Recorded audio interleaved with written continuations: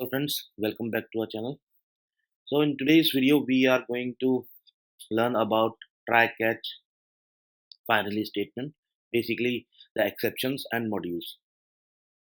So we will learn about the try catch finally statements to handle exceptions in JavaScript with the help of example.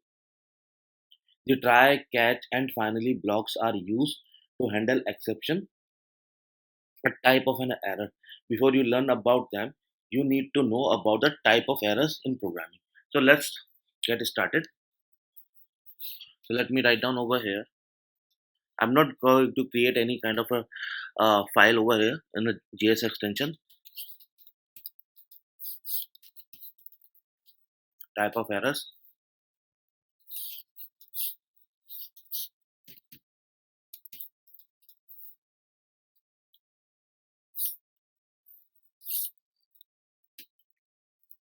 and the runtime errors.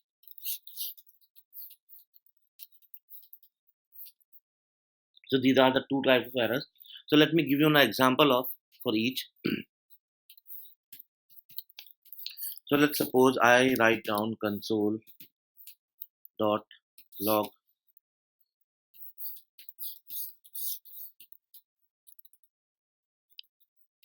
See, this is I have written. So it will give me a error, syntax error, because I haven't written proper word over here. It should be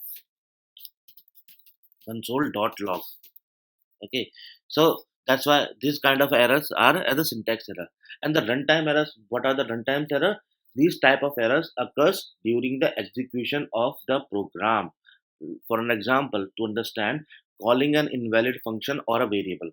So these are the basically two type of errors. Okay, so now these errors that occurs during runtime are called exceptions. Now let's see how we can handle these exceptions. So let me delete over this and I'll save this file, exception.js. Okay, so let's first understand the syntax. Try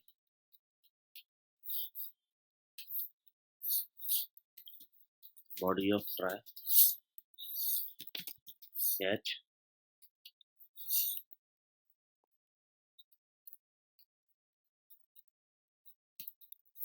error body of catch. So this is basically a syntax of try catch. Okay, the main code is inside the try block.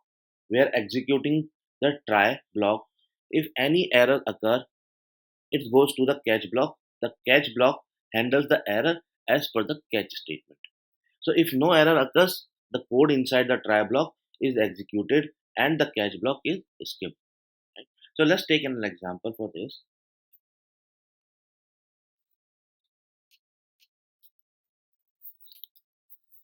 So you can see this is a program. Okay, what is going over here? I have two variable, numerator and denominator. Numerator, you can see I have a value of 100. Denominator value is a. Okay, now if I have written a code in a try that I am dividing numerator by denominator, and we'll see what is the result over here. So this is the console.log a. But in catch I have given a piece of code over here, the block. So what will happen? Let's see. Run it and we'll see what would be our result. Now you can see NaN and error caught. Why is caught? Because A is over here, A is undefined and we are dividing 100 by undefined value. So that is why it's getting an error. And what is happen over here? When the code is run, it will go into a try. It will found that there is an error. So it will throw it into the catch block. In the catch block, we have a message over here which we are typing over here. So you can see what kind of error is a reference error. A is not defined, right? So this is how we use try and catch block. Okay, now you can also use the try catch finally, okay, statement to handle exceptions. What basically the finally is, the finally block executes both when the code runs successfully or if any error occurs. So that means irrespective my code is run successful or is give me error, my finally code always execute. Okay, so let me create another file and save it as a try catch finally.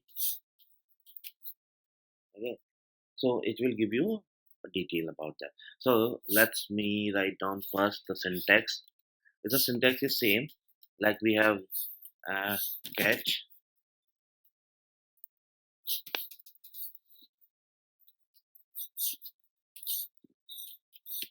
and finally.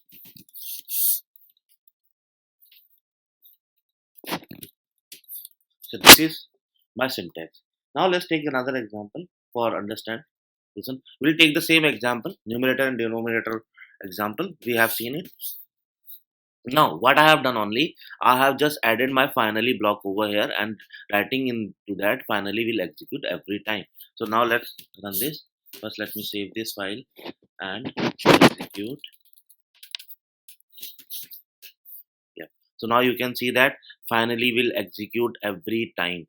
Or even if I change it, let's say I change it by 10, okay, and we'll see what happened. Now you can see an error caught, error message defined, okay, and then showing me the finally will execute every time.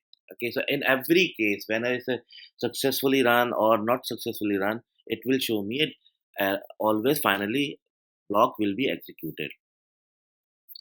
Okay, so in this example you have seen an error occurs and that error is caught by the catch block. The finally block will execute in any situation which we have seen it, right? So there's a one point you need to remember. You need to use catch or finally statement after try statement. Otherwise, the program will throw an error, uncaught syntax error, missing catch or finally after try. So remember that you have to first write a try block, then you have to write a catch block. After that, you have to use a final. Okay. Now let's see try catch in set timeout. So for that, I'm going to create a new file over here, and I'm going to set time out try catch. Okay, so I'm going to write over here set timeout. Inside that I'm going to write a function, right?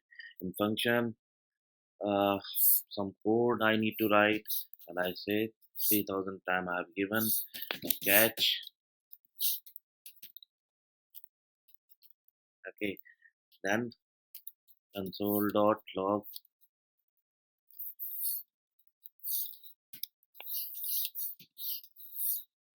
Okay, so this is how the set time out we can use it. Okay, so in this you have seen the try catch won't work because the engine has already left the try catch construct and the function is executed later. Okay, so this is how happen when we are using a timed code like set time count. Okay, so now let's take an example. So see, the try catch block must be inside that function to catch an error exception inside a timed function. Okay, so what I mean is set timeout. Inside that I need to write, okay, let me give the time over here, and inside that I need to write a code over here. So it has to be in this way. So you can see both are different. See what I have done, set timeout inside the try over here, and over here the try catch block inside my set timeout function. Okay, so there are the difference. What is the difference is, in the above one, try catch won't work because the engine has already left the try catch construct and the function is executed later. But in the below one, the try catch block must be inside, not function, inside that function, to catch an exception inside a time function. Okay, so this is how we are going to use it. So you can also use the throw statement. with the try catch statement to use user defined exception. For example, a certain number is divided by 0. If you want to consider infinity as an error in the program, then you can throw a user defined exception using the throw statement to handle that condition. Okay, so now we are going to understand about the JavaScript throw. Okay, so yeah, so basically, what is a throw statement? Okay, so in the previous session or the examples we have seen the try catch how it works. Okay, now the try and catch statement handle exceptions in a standard way which are provided by JavaScript. However, you can use the throw statement to pass user defined exceptions. In JavaScript, the throw statement handle user defined exceptions. For an example, if a certain number is divided by 0 and if you need to consider infinity as an exception, you can use the throw statement to handle that exceptions. Okay, so yeah, so let's get started and we'll see. The first we see the syntax throw.js. This is file name I have given, and I the syntax is throw expression. Okay, so this is my syntax. So far you like this video, please hit the like button, and still you are not subscribed our channel, please subscribe and hit the bell icon so you can mo- uh, get the notifications for our new latest videos. Thank you. Yeah, so we were talking about the throws. Now how we are going to work on it, so let's try it. So I'm going to write const number equal to 5, and I say throw number divide by 0. So what I have done, I am dividing a number by 0. Okay, so it will generate an exception when divided by 0. Okay, so let's see, run it.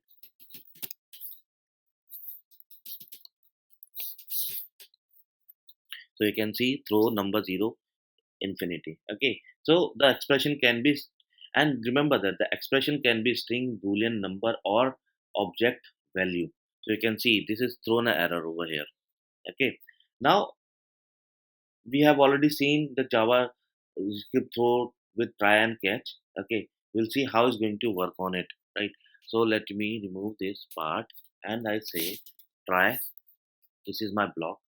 Okay, inside that throw exception, exception, catch, error, and so this is how we are going to use a throw. Okay, with try and catch. When the throw statement is executed, it exits out of the block and goes to the catch block, and the code below the throw statement is not executed. This needs to be remembered. So whenever is a throw, it will go into the catch block, and whatever the statement has been written below the throw, it won't be executed. Okay. For that, let's take an example and understand what. So let me do one thing. I'll make it as a commented. Okay, so it will help you to understand. So this is commented. Now let me say this is my code. Okay, so what is going to be over here? I have a variable called number and the value is 40. I'm saying in the try block, if number is greater than 50, then it will be give me a print as a success, and if it's not, what it will do, it will throw a new error, the number is low. Okay, and I have what I have done, I have given console.log hello over here. So if we throw execute, the below code does not exist as we have just studied. Okay, and this is my catch error. So in catch error, it has to be shown over here. So let's run this and we'll see what is the result. So you can see an error caught, error, the number is low, waiting for the debugger. Okay, so what happened over here, number is 40, so it's not going in the if block, it will go in the else block. In the else block, what I have done, I have user defined throw statement, the error over here. So it will, what it will do, it will send it into the catch block. In the catch block, the first line is an error code which going to be displayed. This is my line, is displayed over here. The second line is the error message. So what is the error? So error comes from this what we have given in the throw statement. Okay, so that's why it's showing me error message, error, the number is low. Okay, so this is how we use a throw statement, throw with a try and catch. Okay, so in this example, a condition is checked if the number is less than 51 and error is thrown, and that the error is thrown using the throw statement. Okay, so there's a one point you need to remember. You can also use other built-in error constructor for standard errors like type error, syntax. Let me write down so it will be much easier for you.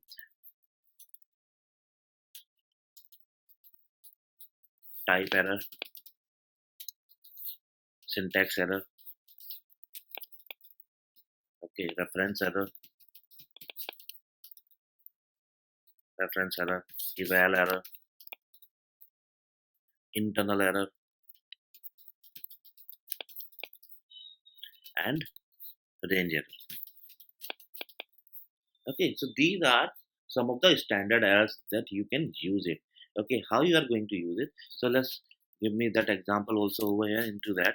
See, I write the throw new and I say reference error. Inside this block, I can write this is reference error. Okay, so this is how we going to use it. Now there's another topic which we're going to study. Let me save this, and that is a rethrow and rethrow exception. Okay, so you can also use throw statement inside the catch block to rethrow an exception. Okay, so in the previous example, what we have seen, we have used a throw statement inside the try block. Now we're going to understand how we can use a throw into a catch block for a rethrow and an exception. So this is my example over here. You can see that in the catch block, I have written throw statement over here. Okay, in the else block, and we'll see what will happen when we do this. So let me clear this node and my file name and run it. So you can see an error caught, error message, error. This is the throw, error resolved, waiting for that, right? The error is resolved. This error is coming over here. So in this example, the throw statement is used within the try block to catch an exception, right? This is the throw, right? And the throw statement is rethrown in the catch. Okay, so it will throw into the catch. Okay, and then it's a rethrown in the catch block, which executes if the catch blocks cannot handle the exception. Remember this part, that it execute the if the catch block cannot handle the exception. Here the catch block handles the exception and no errors occur. Hence, the throw statement is not rethrown. If the error was not handled by the catch block, the throw statement would be rethrown with error message, and the message would be uncaught error, the value is low. So basically, when you are writing a throw statement into inside the try block, and it will throw it into the in the catch block. If the catch block is not able to handle it, it will again execute the throw statement which is inside the catch block, and it will rethrow the exception. Okay, so this is how we use a throw inside a catch block for a rethrown exception. Okay, now let's talk about the another topic which we have is a JavaScript modules. So what is a JavaScript modules? So let me save this file and open another one. So as our program goes bigger, it may contain many lines of code instead of putting everything in a single file. You can use modules to separate codes in a separate files as per the functionality. This makes our code organized and easier to maintain. Module is a file that contains code to perform a specific task. A module can contain variables, functions, classes, etc. Let's see an example how we use it. Suppose a file name read.js and contains the following code. Okay. So let me create a file first.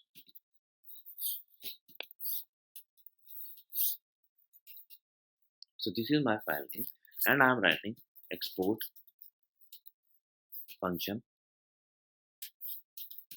greet person.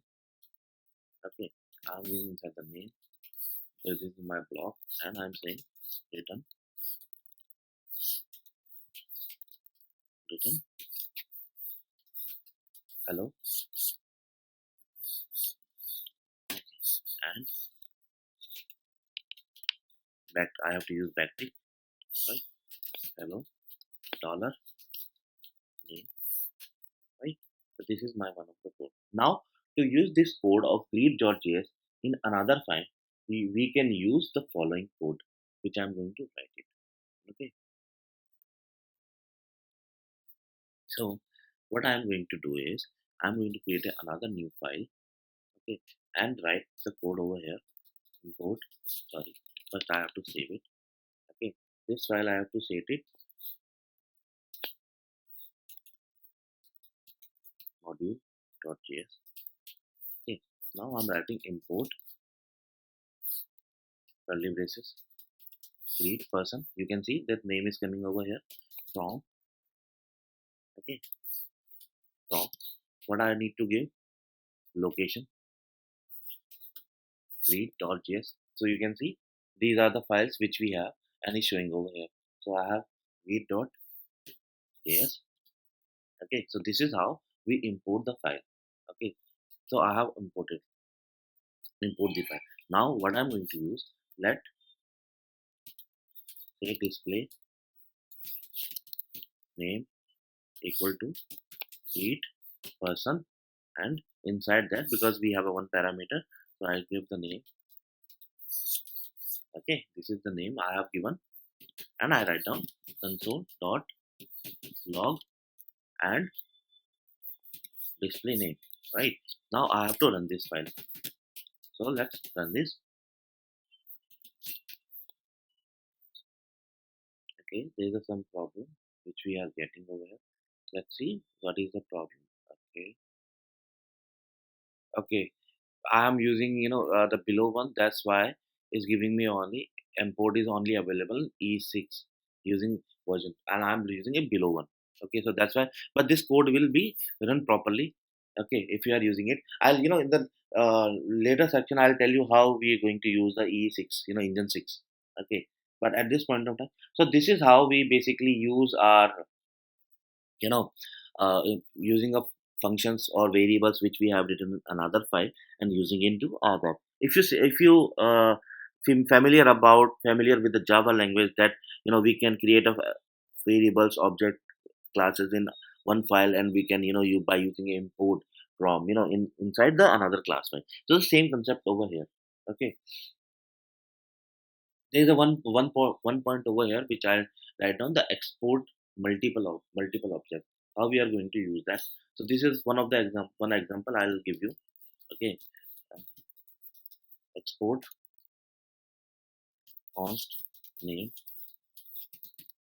equal to JavaScript program. Okay, and exporting the function. How we are going to export the function? Export function. Let's say sum x comma y. Inside that, return x plus y. Right. So this is how. Okay, this is we have written in one file, and like using an import. Let me tell you how we are going to use another file like import. I have to import